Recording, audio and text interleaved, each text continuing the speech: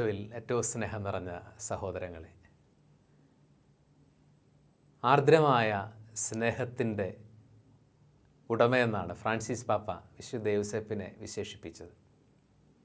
പിതൃഹൃദയം എന്ന പ്രബോധന രേഖയിലൂടെ ജോസഫിൻ്റെ ആർദ്രമായ ഹൃദയം പിതാവായ ദൈവത്തിൻ്റെ ആർദ്ര സ്നേഹത്തെ ഈ ഭൂമിയിൽ പ്രതിഫലിപ്പിച്ചു. വിശിഷ്യ മറിയത്തിനും ശിശുവായ യേശുവിനും ദൈവപിതാവിൻ്റെ ആർദ്രമായ സ്നേഹത്തെ മനസ്സിലാക്കി കൊടുത്തത് ജോസഫിൻ്റെ ഹൃദയത്തിലൂടെയാണെന്ന് മാർപ്പാപ്പ പറയുന്നു.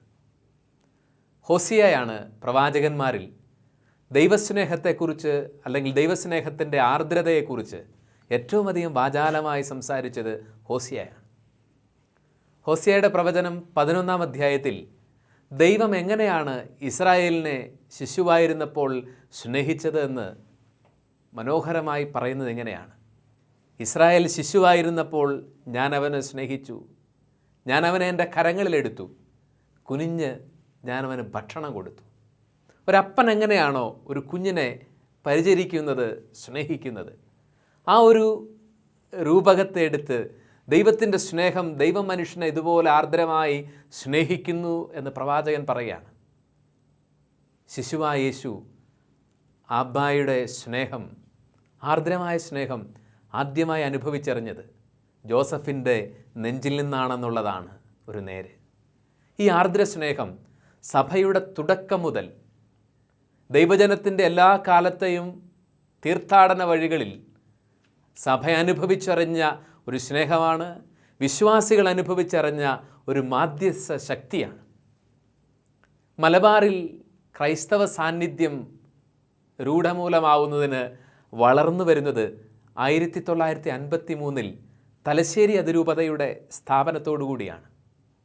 മധ്യ തിരുവിതാംകൂറിൻ്റെ പ്രദേശങ്ങളിൽ നിന്ന് കുടിയേറ്റക്കാരായി വന്ന് മലബാറിൻ്റെ മലമടക്കുകളിൽ അസംഘടിതരും അശരണരുമായി കഴിഞ്ഞിരുന്ന മനുഷ്യർ ഒരുമിച്ച് കൂടിയത്, ഒരു ജനതയായി രൂപാന്തരപ്പെട്ടത് തലശ്ശേരി രൂപതയുടെ സ്ഥാപനത്തോടുകൂടിയാണ്.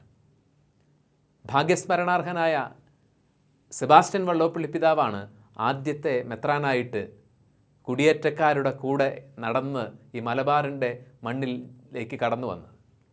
വള്ളോപ്പള്ളി പിതാവിൻ്റെ ജീവിതത്തെ മുഴുവൻ യൗസേപ്പിതാവിൻ്റെ തണലിലാണ് അദ്ദേഹം ഈ രൂപതയെ വളർത്തിയെടുത്തതെന്ന് അദ്ദേഹം അനേക തവണ ലോകത്തോട്, ചുറ്റുമുള്ളവരോട് പറയാറുണ്ട്. വള്ളോപ്പള്ളി പിതാവിൻ്റെ ജീവിതവും യൗസേപ്പിതാവുമായിട്ട് അഗാധമായൊരു ബന്ധത്തെ മനസ്സിലാക്കുന്ന സുന്ദരമായൊരു സംഭവം ദൈവം നമ്മോടുകൂടെ എന്നുള്ള വള്ളോപ്പള്ളി പിതാവിൻ്റെ ആത്മകഥയിലുണ്ട്. തലശ്ശേരി രൂപത മെത്രാനായി വരുമ്പോൾ സ്വന്തമായിട്ട് ഒരു ഭവനമില്ലാതെ ഒരു വാടക കെട്ടിടത്തിലാണ് ആദ്യത്തെ രൂപത ആസ്ഥാനം പ്രവർത്തിക്കുന്നത്. അങ്ങനെ ആ വാടക കെട്ടിടത്തിൽ രൂപത തുടങ്ങുമ്പോൾ അദ്ദേഹത്തിന് അഭ്യുതകാംക്ഷികളായ ആരോ യൗസേപ്പിതാവിൻ്റെ ഒരു മനോഹരമായ സ്റ്റാച്യു അന്ന് അയച്ചു കൊടുത്തു ഈ രൂപത ആസ്ഥാനത്തിൻ്റെ മുറ്റത്ത് വയ്ക്കാൻ വേണ്ടി. ഒരുപക്ഷെ വള്ളോപ്പള്ളി പിതാവിന് യൗസേപ്പിതാവിനോടുള്ള വലിയ ഭക്തി അറിഞ്ഞ ആരോ ആണ്. ഈ രൂപമെത്തി അത് പെട്ടി പൊട്ടിക്കാൻ വേണ്ടി രൂപതാ കേന്ദ്രത്തിലുള്ള അച്ഛന്മാർ ശ്രമിച്ചപ്പോൾ വള്ളോപ്പള്ളി പിതാവ് ഇങ്ങനെ പറഞ്ഞത്രേ, ഒരു സ്നേഹത്തിൻ്റെ സാഠ്യത്തോടു കൂടിയിട്ട്, അത് പൊട്ടിക്കണ്ട, നമുക്ക് എന്നാണോ സ്വന്തമായൊരു ഭവനം തരുന്നത് അതുവരെ യൗസേപ്പിതാവ് ഈ പെട്ടിക്കുള്ളിൽ തന്നെ ഇരിക്കട്ടെ, വെളിച്ചം കാണണമെങ്കിൽ പിതാവ് നമുക്കൊരു ഭവനം തരട്ടെ.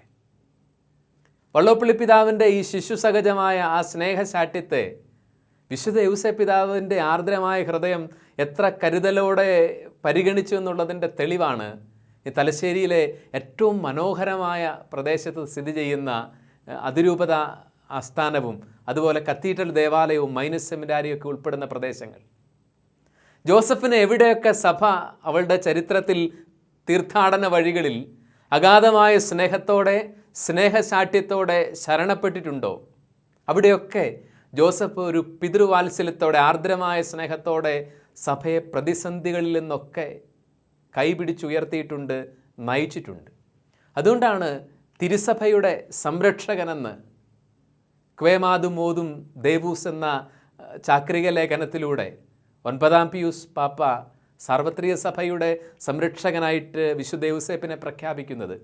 ഈ സഭയുടെ തീർത്ഥാടന വഴികളിൽ അവൾ കടന്നു പോകുന്ന വലിയ പ്രതിസന്ധികളിൽ, വലിയ മതമർദ്ദനങ്ങളിൽ, വിശ്വാസത്യാഗങ്ങളിൽ, ഞെരുക്കങ്ങളിലൊക്കെ, ആത്മീയ ജീവിതത്തിൻ്റെ നഷ്ടങ്ങളുടെ അനുഭവങ്ങളിലൊക്കെ എപ്പോഴൊക്കെ ജോസഫിലേക്ക് അഗാധമായ ശരണത്തോടെ തിരിഞ്ഞിട്ടുണ്ടോ അവിടെയൊക്കെ ഈ സഭ ആ പരിപാലനയും ജോസഫിൻ്റെ മാധ്യസ്ഥ ശക്തിയും അനുഭവിച്ചിട്ടറിഞ്ഞിട്ടുള്ള ഒരു നേരാണെന്നുള്ളത് കൊണ്ടാണ് തിരുസഭയുടെ സംരക്ഷകനായിട്ട് അദ്ദേഹത്തെ പരിശുദ്ധ മാർപ്പാപ്പമാർ എല്ലാ കാലങ്ങളിലും വണങ്ങിപ്പോകുന്നത്. നമ്മൾ ഈ കാലഘട്ടത്തിലും ജോസഫ് എന്ന് പറയുന്ന ആർദ്രഹൃദയനായ അപ്പനിൽ നിന്ന് നമുക്കേറെ പഠിക്കാനുണ്ട്. പോളാറാമൻ മാർപ്പാപ്പയാണ് പറയുന്നത്, ആർദ്രമായൊരു സ്നേഹത്തിന് മാത്രമേ ശത്രുവിൻ്റെ കൂരമ്പുകളിൽ നിന്ന് നമ്മളെ രക്ഷിക്കാനാവൂ. ഫ്രാൻസിസ് പാപ്പ പറയും, ദൈവം നമ്മളോട് സത്യം പറയുന്നുണ്ട്, ദൈവം നമ്മളെ അഗാധമായി സ്നേഹിക്കുന്നു എന്ന് പറയുന്നു. ദൈവസ്നേഹത്തിൻ്റെ ആർദ്രതയെക്കുറിച്ച് വചനം നമ്മളോട് പറയും. സാത്താനും നേര് പറയുന്നുണ്ട്. ഈ സാത്താൻ പറയുന്ന സത്യങ്ങളൊക്കെയും നമ്മുടെ കുറവുകളെ ഓർമ്മിപ്പിക്കാൻ, നമ്മുടെ ബലഹീനതകളെ ഉയർത്തിക്കൊണ്ടുവന്ന് നമ്മളെ നിസ്സഹായരാക്കാൻ, കുത്തി നോവിക്കാൻ വേണ്ടിയിട്ടാണ് സാത്താൻ സത്യം പറയുന്നത്. പോളാറാമൻ മാർപ്പാപ്പ പറയുന്നില്ല, ആർദ്രമായ സ്നേഹത്തിന് ദുഷ്ടൻ്റെ കൂരമ്പുകളിൽ നിന്ന് നമ്മെ രക്ഷിക്കാൻ പറ്റും. നമ്മുടെ ബലഹീനതകളെക്കുറിച്ച് അതിലേക്ക് തന്നെ നോക്കി പരിതപിക്കാൻ, എൻ്റെ കുറവുകൾ, അതൊരു പക്ഷേ എൻ്റെ വ്യക്തിത്വത്തിലെ വൈകല്യങ്ങളാവാം, എൻ്റെ ചുറ്റുപാടുകളിലെ പരിമിതികളാവാം, എൻ്റെ ജീവിത സാഹചര്യങ്ങളിലെ എനിക്ക് പരിഹരിക്കാനോ പറ്റാത്ത ചില അവസ്ഥകളാവാം.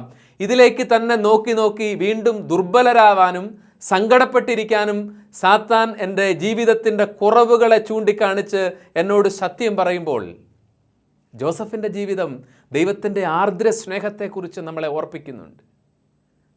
ബലഹീനതകളെ പരിഹരിക്കാൻ പറ്റുന്നത് ഈ ആർദ്രമായ സ്നേഹത്തിൽ നിന്നാണ്. ഒരുപക്ഷെ പൗലോസിനെ ഈ മുള്ളിനെക്കുറിച്ച് വീണ്ടും വീണ്ടും ഓർമ്മിപ്പിച്ച് വ്യാകുലപ്പെടുത്തിയത് സാത്താൻ അദ്ദേഹത്തിൻ്റെ ബലഹീനതകളെക്കുറിച്ച് ചൂണ്ടിക്കാണിച്ച് പറഞ്ഞ സത്യങ്ങളായിരിക്കും. അങ്ങനെ വ്യാകുലപ്പെട്ട പൗലോസിനോട് ദൈവം പറയുന്നത്, നിനക്കെൻ്റെ കൃപ മതി എന്നാണ്. ദൈവത്തിൻ്റെ കൃപ മനുഷ്യൻ്റെ എല്ലാ ബലഹീനതകളെയും എല്ലാ പാപാവസ്ഥകളെയും അതിജീവിക്കാനും മാത്രം ശക്തമാണെന്ന് നമ്മളെ ഓർപ്പിക്കുന്നത് ആർദ്രമായൊരു സ്നേഹമാണ്. ജോസഫ് ശിശുവായ യേശുവിനെ അഭ്യസിപ്പിച്ചത്, പകർന്നു കൊടുത്തത് ഈ ആർദ്രമായ സ്നേഹമായിരുന്നു. ചുറ്റുമുള്ളവരോട്, അടുത്ത് വന്നവരോടൊക്കെ ആർദ്രതയോടെ യേശുവിന് പെരുമാറാൻ പറ്റിയത് ജോസഫിൽ നിന്ന് പകർന്നു കിട്ടിയ അബ്ബായുടെ ഈ ആർദ്ര സ്നേഹത്തിൻ്റെ നിറവിലായിരുന്നു. പുരുഷാരങ്ങളെ കാണുമ്പോൾ യേശുവിന് അവരുടെ മേൽ അനുകമ്പ തോന്നിയെന്ന് സുവിശേഷൻ പറയുന്നു. ആർദ്രമായൊരു ഹൃദയത്തിൽ നിന്ന് ഉറവ പൊട്ടുന്ന ഈ അനുകമ്പ, കുനിഞ്ഞു ഭക്ഷണം കൊടുക്കുന്ന, കരങ്ങളിൽ വാരിയെടുക്കുന്ന ഒരു ജോസഫിൻ്റെ പിതൃഹൃദയത്തിൽ നിന്നായിരിക്കണം യേശു ആദ്യമായി അഭ്യസിക്കുന്നത്. ആർദ്രമായ ദൈവത്തിൻ്റെ സ്നേഹത്തെ ഈ ലോകത്തെ ഈ കാലഘട്ടങ്ങളിൽ ഓർമ്മിപ്പിക്കുന്നത് ജോസഫിൻ്റെ ദീപ്തമായ വ്യക്തിത്വമാണ്. ജോസഫ് ഇയറായിട്ട് ആഘോഷിക്കുമ്പോൾ സഭയുടെ കടന്നു വന്ന വഴികളിലൊക്കെ എങ്ങനെയാണ് ഈ ആർദ്ര സ്നേഹം അവളെ വഴി നടത്തിയത് എന്ന് ഓർമ്മിക്കാനും വേണ്ടി കൂടിയിട്ടാണ് ഈ വർഷം വിശുദ്ധ യൗസേപ്പിൻ്റെ പ്രത്യേകമായ മാധ്യസ്ഥന് സമർപ്പിക്കുന്നത്. നമ്മുടെ ചുറ്റുപാടുമുണ്ട് അനേക ഇടവകകൾ, അനേക തീർത്ഥാടന കേന്ദ്രങ്ങൾ. വിശുദ്ധ യൗസേപ്പിൻ്റെ ആർദ്ര സ്നേഹം മനുഷ്യരവിടെ വന്ന് അനുഭവിച്ചറിഞ്ഞ് അവർ സൗഖ്യം പ്രാപിച്ചതിൻ്റെ സാക്ഷ്യങ്ങളായിട്ട് നിലകൊള്ളുന്നുണ്ട്.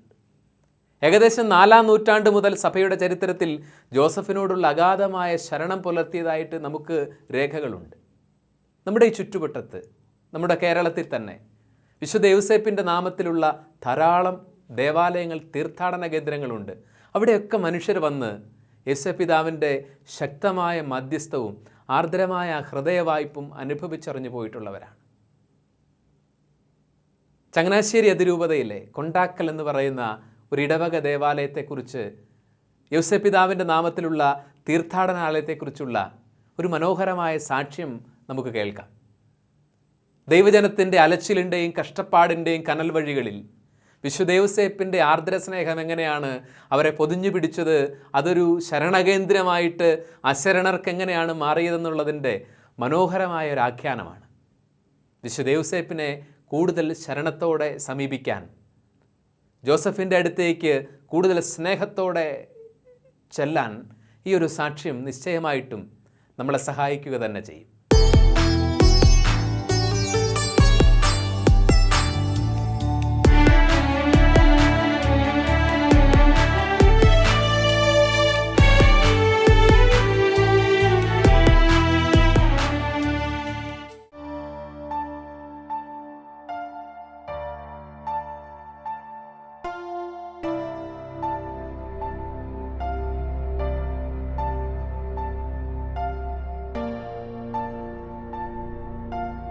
ഞാൻ ഫാദർ ഫ്രാൻസിസ് വടക്കേറ്റം, ചങ്ങനാശ്ശേരി അതിരൂപതയിലെ വൈദികനായി ഇപ്പോൾ ചമ്പക്കുളം സെൻറ്റ് മേരീസ് ബസിലിക്കയിൽ നിന്നും 1.5 കിലോമീറ്റർ പടിഞ്ഞാറ് ഭാഗത്തോട് സ്ഥിതി ചെയ്യുന്ന കൊണ്ടാക്കൽ സെൻറ്റ് ജോസഫ് പള്ളിയുടെ വികാരിയായിട്ട് ഇപ്പോൾ ശുശ്രൂഷ ചെയ്യണം.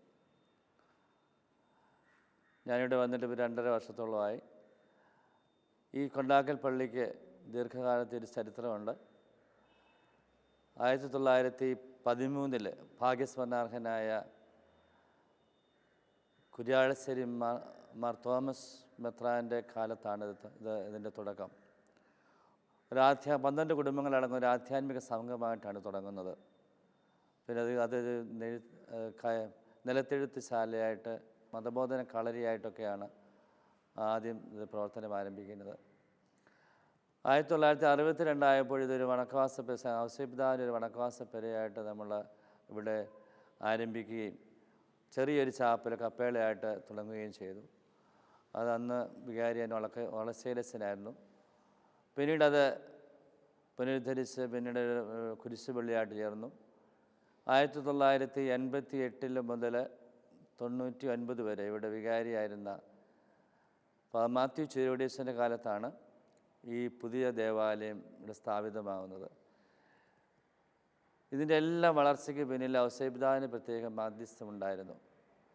തുടക്കം മുതലേ ഔസേപ്പിതാവിനോടുള്ളതായ വണക്കവാസം ആരംഭിക്കുകയും വണക്കവാസം കാലം കൊണ്ട സമയത്ത് നേർച്ചകൾ വിതരണം ചെയ്യുകയൊക്കെ ചെയ്തു. പിന്നീട് അത് ഊട്ടുനേർച്ച ഇവിടുത്തെ ഊട്ടുനേർച്ച വളരെ പ്രസിദ്ധമായി തീർന്നു. ഊട്ടുനേർച്ചയിൽ അതായത് മതസ്ഥരായിട്ടുള്ള സഹോദരങ്ങളെല്ലാം സംബന്ധിക്കുമായിരുന്നു. 5000-6000 പേരോളം ഈ ഊട്ടുനേർച്ചയെ സംബന്ധിക്കുന്ന ഒരു പതിവ് ഇപ്പോഴുണ്ട്. ഇപ്പോഴിവിടെ 270ഓളം കുടുംബങ്ങളുണ്ട്. ഇവിടുത്തെ എല്ലാവിധ വളർച്ചയ്ക്കും കാരണം യോസേപ്പിതാവിനോടുള്ള മധ്യസ്ഥ ശക്തിയാണ് എല്ലാവരും ഏറ്റുപറയുന്നുണ്ട്.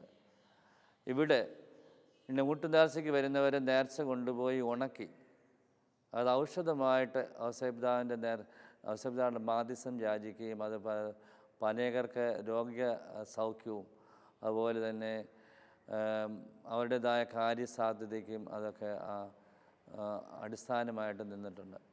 അതുപോലെ ഇവിടെ വന്ന് നേർച്ച കാഴ്ചകൾ അർപ്പിക്കുന്നവരും അതുപോലെ തന്നെ തിരികൾ കത്തിച്ച് വർഷങ്ങളായിട്ട് കുഞ്ഞുങ്ങളില്ലാത്തവർക്ക് കുഞ്ഞുങ്ങൾ ലഭിക്കുന്നതായിട്ടും കാണാം. ഈ പ്രാവശ്യം പെരുന്നാളേറ്റ് കഴിച്ചവർ 14 വർഷത്തിന് ശേഷം യോസേപ്പിതാവിൻ്റെ പ്രത്യേക മധ്യസ്ഥശക്തിയിലാണ് ആ കുഞ്ഞ് ലഭിച്ചത്.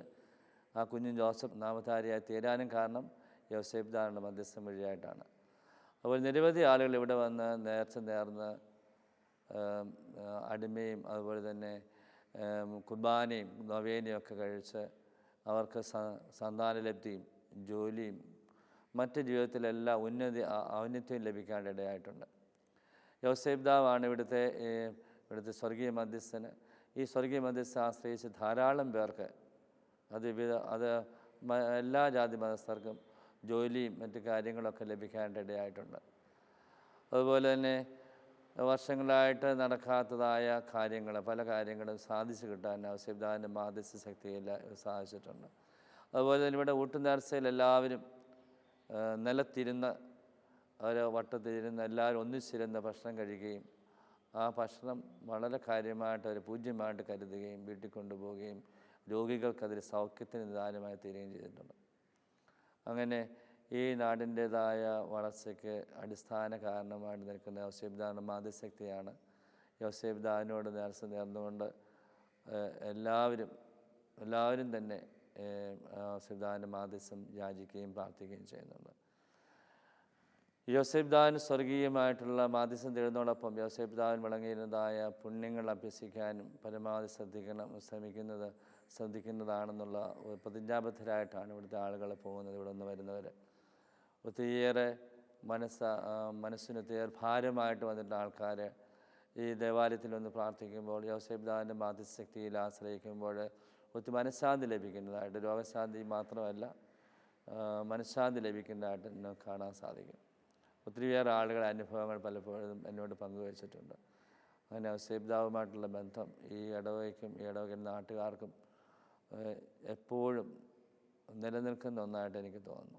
സ്നേഹമുള്ളവരെ, ഇവിടെ വരുന്ന നാനാജാതി മതസ്ഥരായിട്ടുള്ള സഹോദരങ്ങൾ, അവർക്ക് വർഷങ്ങളായിട്ട് കല്യാണങ്ങൾ നടക്കാത്തവർ ഇവിടെ വന്ന് നേർച്ച കാഴ്ച നടക്കുന്ന ഒവേനയേറ്റ് കഴിക്കുകയും അടിമ സമർപ്പണം അവർ യോസേഫ് പിതാവിൻ്റെ നാമത്തിൽ നടത്തുകയും അതുപോലെ തന്നെ യോസേഫ് പിതാവിൻ്റെ കുരിശടിയിൽ വന്ന് തിരികെത്തിക്കുകയും ആ കുരിശടിയുടെ ചുറ്റും ചൂലുകൊണ്ട് അടിച്ചു വാരി അങ്ങനെ അവിടെ വൃത്തിയാക്കുകയും ഒക്കെ അങ്ങനെ അവരൊരു എല്ലാ ദിവസങ്ങളും കുറേ ദിവസങ്ങളായിട്ട് അവർ തിരികെത്തിച്ച് പ്രാർത്ഥിക്കുകയും മാധ്യസ്ഥം യാചിക്കുകയും ചെയ്യുന്ന വഴിയായിട്ട് ഒത്തിരിയേറെ അത്ഭുതങ്ങൾ അതുപോലെ അസാധ്യമായ കാര്യങ്ങൾ നടക്കുന്നതായിട്ട് പലരും ഇവിടെ വന്ന് പറയുകയും, ജോലി കിട്ടിയതായിട്ട്, വിവാഹം നടക്കുന്നതായിട്ട്, ഭവനങ്ങൾ പണിയാതെ കിടന്ന് ഭവനങ്ങൾ പണിയാനും സാധിക്കുന്നതായിട്ട്, അതുപോലെ തന്നെ അവരുടെ ജീവിത രോഗസൗഖ്യം, അതുപോലെ പ്രശ്നങ്ങൾക്ക് പരിഹാരം, യോസേഫ് പിതാവ് സ്വന്തം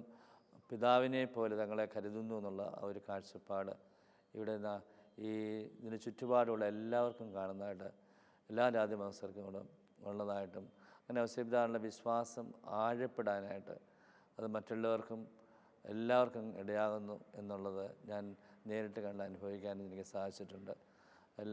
ഇതിലെല്ലാം ദൈവത്തിൻ്റെ മഹത്വം ഉണ്ടാകട്ടെ എന്ന് പ്രാർത്ഥിക്കുന്നു.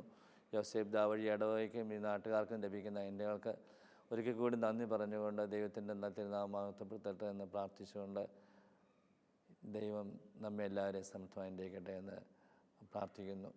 ദാവീദിൻ വംശജനാ യോസേഫ് പിതാവേ, കന്യാമറിയത്തിൻ വിരക്തനാകും യോസേഫ് പിതാവേ, തിരുക്കുടുംബത്തിൻ്റെ സംരക്ഷക ഞങ്ങൾക്കായി പ്രാർത്ഥിക്കണേ.